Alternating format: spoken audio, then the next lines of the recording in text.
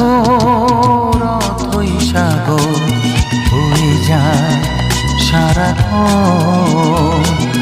জানলো না কেউ কোন চোরা ঢেউ মুছে দিল কি স্বপ্ন।